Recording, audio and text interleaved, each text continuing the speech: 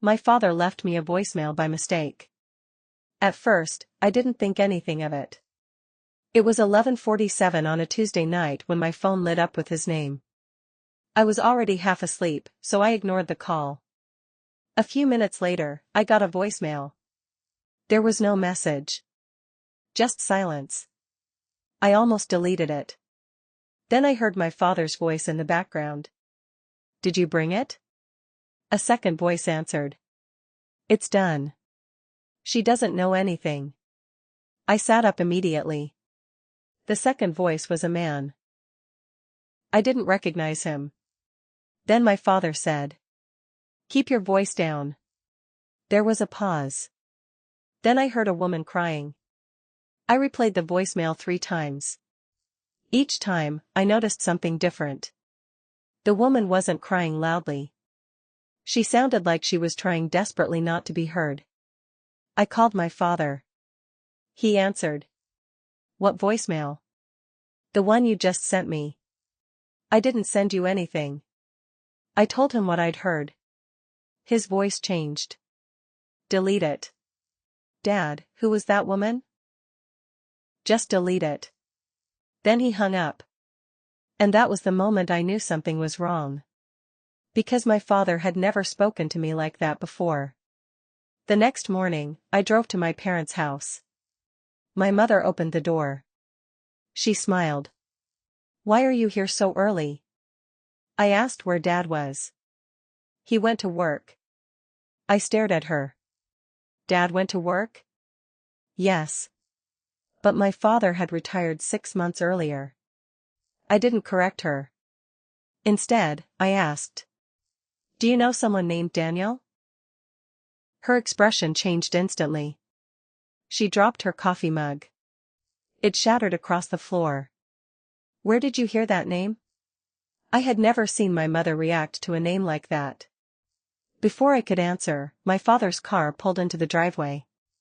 He walked inside. He looked at me. Then at my mother. Neither of them spoke. Finally, my father said. You weren't supposed to hear that voicemail. I asked him what it meant. He didn't answer. Instead, he told me to go home. I refused. Who is Daniel? My father looked at my mother. And my mother started crying. That was when I realized they weren't hiding something from each other. They were hiding something from me.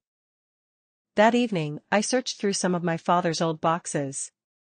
I wasn't looking for anything specific. I just wanted answers. Then I found an old photograph. My father was standing outside a house I'd never seen before. My mother was beside him. And between them was a little girl. I stared at the photograph. The girl looked familiar. Very familiar. I turned it over. There was a date written on the back. October 14, 2003. And beneath it, in my father's handwriting. She must never find out. I froze. Because I was born in 2003. I looked at the girl again. She was wearing a hospital bracelet. And suddenly I remembered something my mother had told me my entire life. She said I was born in a hospital in our city. But the photograph had been taken somewhere else. I called my mother. Who is the girl in this picture? She started crying. Where did you find that? Who is she? My mother didn't answer. Mom. Finally, she whispered. Your father told me you would never find that picture. I asked her what happened on October 14th. She went silent. Then I heard a door close behind her. Her breathing changed. He's here. Who? She whispered. Daniel. The call ended. I drove to my parents' house as fast as I could. But when I arrived, the front door was wide open.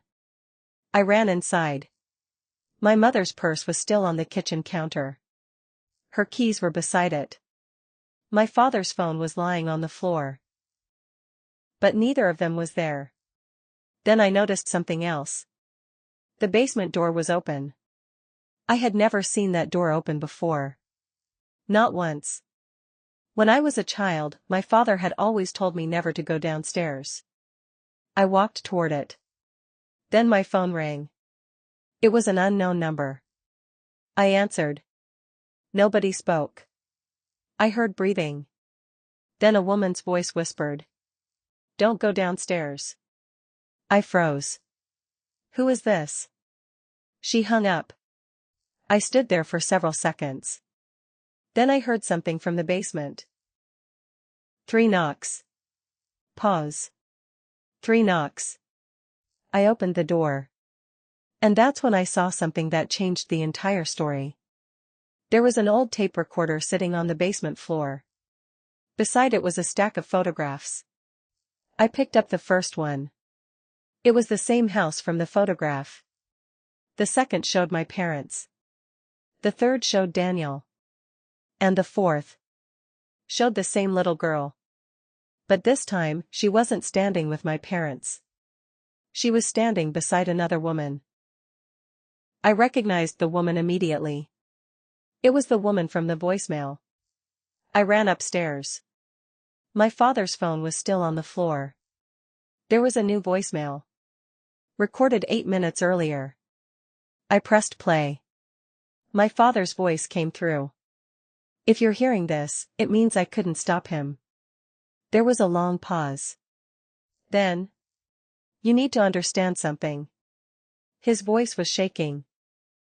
Your mother has been lying to you about who you are. I couldn't breathe. Then I heard a door slam. My father whispered. He found us. The recording ended. I immediately called the number from the unknown caller. This time, someone answered. It was the woman. I asked her who she was. She started crying. Then she said. I'm the reason your father has been afraid all these years. I asked what she meant. She said. Your father didn't have a daughter in 2003. My heart stopped. She continued. He had 2. I couldn't speak. She told me the truth had been buried for 23 years.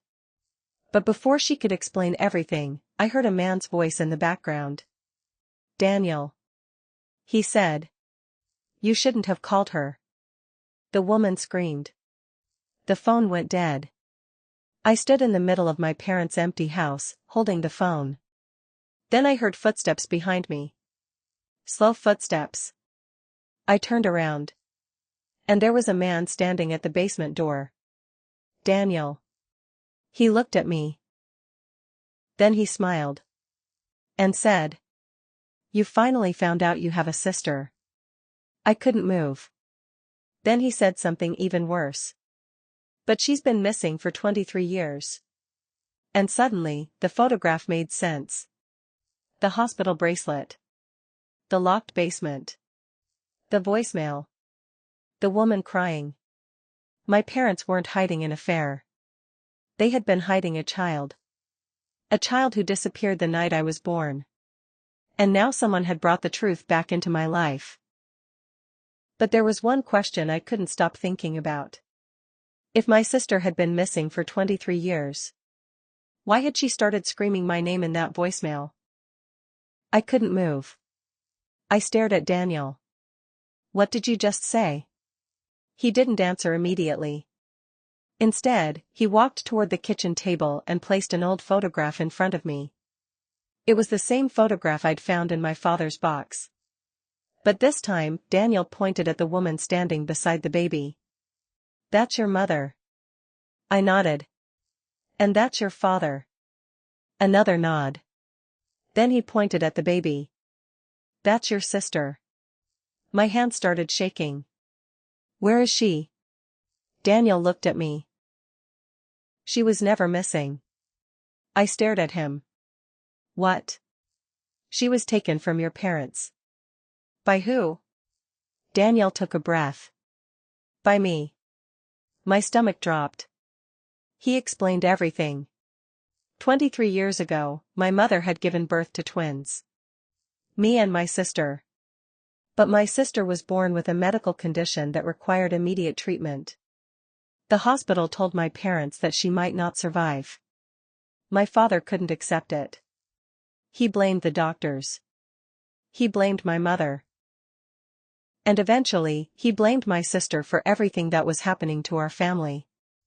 Daniel was my father's younger brother. He had been the only person who believed the baby could survive. He found a specialist in another city who was willing to treat her. But my father refused to let him take her. That night, while everyone was asleep, Daniel took the baby and drove her to the specialist. He saved her life. But when he returned days later, my father had already told everyone that Daniel had kidnapped his daughter. Daniel became a wanted man. So he disappeared. And he raised my sister under another name. I couldn't believe what I was hearing. You're telling me my sister has been alive this entire time? Daniel nodded. She found out who she really was 6 months ago. Then why didn't she contact me? She was afraid. Afraid of me?